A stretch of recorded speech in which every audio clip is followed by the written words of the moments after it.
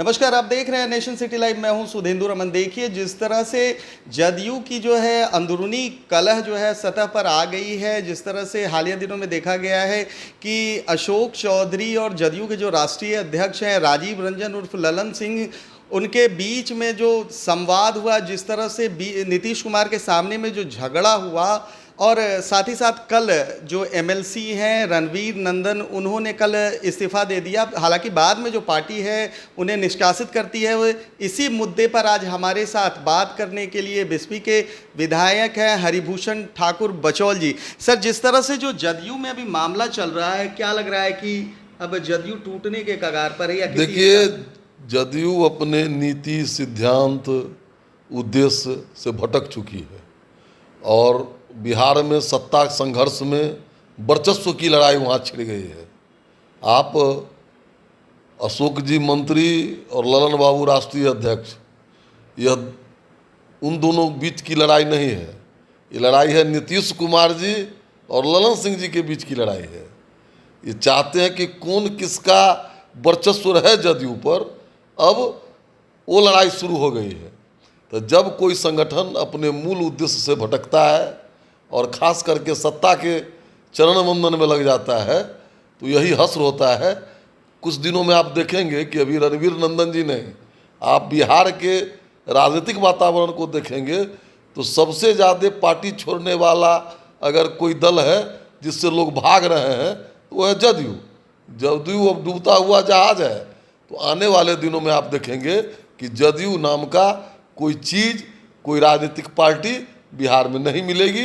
ये अस्तित्व विहीन हो जाएगा बहुत जल्द। जिस तरह से कल प्रोफेसर रणवीर नंदन ने कहा कि हिटलर शाही कर रहे हैं राजीव रंजन ललन सिंह, निश्चित रूप से पहले भी ललन बाबू स्वयं बोले हैं कि हम नेता नहीं हैं, पॉलिटिकल मैनेजर हैं।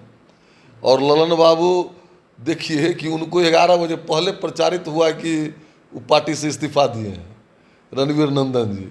उसके बाद कुछ 2 घंटों के बाद आया कि नहीं, उनको बर्खास्त कर दिया गया, पार्टी से निष्कासित कर दिया गया है 6 वर्षों के लिए।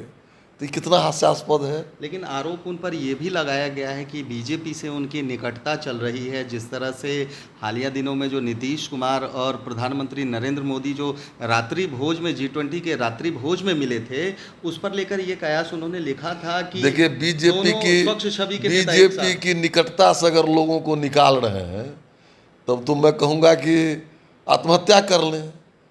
धन दरभंगा जो दोहरी अंगा, अगर भारतीय जनता पार्टी नहीं होती तो जदयू कहाँ भैंस चराते मिलती लोग और उसके पार्टी के लोग कहाँ होते। भारतीय जनता पार्टी और जदयू मिली तो बिहार के कुशासन से मुक्ति मिला। भारतीय जनता पार्टी विचारधारा की पार्टी है। जदयू आई हमारे साथ, हमने मिल कर के एक विकल्प दिया बिहार में। अगर भाजपा नहीं मिलती जदयू से तो हमको 95 में भी 35 गो सीट था, 42-43 गो सीट था। अब जदयू को कितना सीट आया था? 4 गो 5 गो सीट आया था।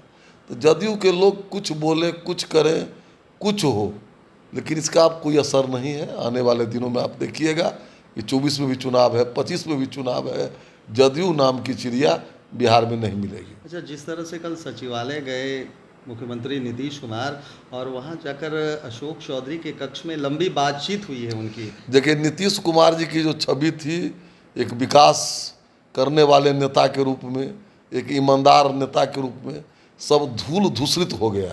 अब वो कोई सक्रियता दिखावे, किसने की ये? मतलब वो स्वयं किए। इसके लिए जिम्मेवार नीतीश कुमार स्वयं हैं। लेकिन नीतीश कुमार का एक बयान, जब वो महागठबंधन से अलग हुए थे तब उन्होंने कहा था कि हमारे नेताओं से बात करने के बाद मैं फिर से एनडीए में आया हूँ। अच्छा, वो तो नेता से बात करते हैं कि किससे बात करते हैं।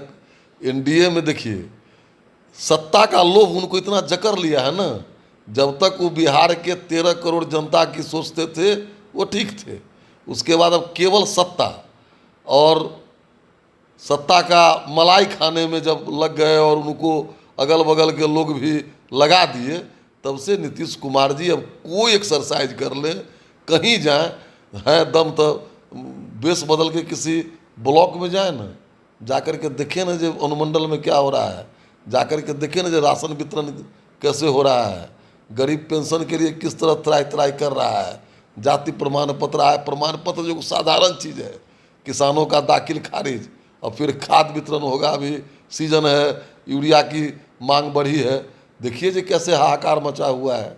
अच्छा, एम्स को लेकर जिस तरह से जो सियासी उठापटक चल रही है, केंद्र कहती है कि जो सरकार, जो राज्य सरकार है, ज़मीन नहीं आवंटित कर रही है। राज्य सरकार कह रही है कि हमने उनको ज़मीन दी है। ठीक है, देखिए, लेकिन निश्चित रूप से राजनीतिक भेंट चढ़ गया। एम्स 20 में पास हुआ, 23 चल रहा है, बन गया होता।